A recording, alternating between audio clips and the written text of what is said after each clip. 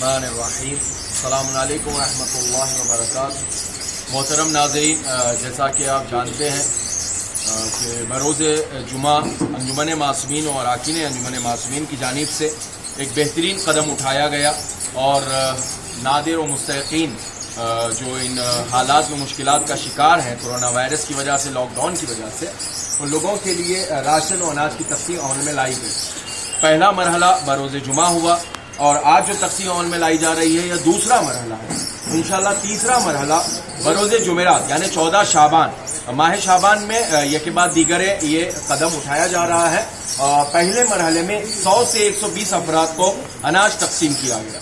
آج دوسرا مرحلہ ہے بروز اتوار، جس میں تقریباً 100 سے 120 افراد کو اناج تقسیم کیا جا رہا ہے۔ انشاءاللہ بروز جمعرات بھی یہ عمل جاری و ساری رہے گا، اور ناظرین سے بھی گزارش ہے کہ اپنے مرحومین کے ایصال ثواب کے لیے اگر کوئی قدم اٹھانا چاہتا ہے تو وہ اگلے مراحل میں تعاون کرے اور اس کار خیر میں بڑھ چڑھ کا حصہ لے تاکہ اپنے مرحومین کے لیے بھی ایصال ثواب کر سکے۔ جیسا کہ قرآن نے ارشاد فرمایا وَمِمَّا رَزَقْنَاهُمْ يُنْفِقُونَ، وہ انفاق کرتے ہیں ہمارے دیے ہوئے رزق سے۔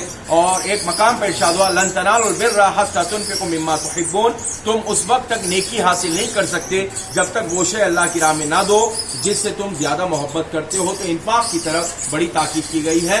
تو آپ سب سے گزارش ہے کہ اس کار خیر میں اپنے عمل کو انجام دینے کے لیے آگے بڑھیں، اور اراکین انجمن معصومین اور انجمن معصومین کے صدر اور نائب صدر اور اراکین کے لیے دعا کریں، کیونکہ یہ بہت اہم اور بہت عمدہ کام انجام دے رہے ہیں۔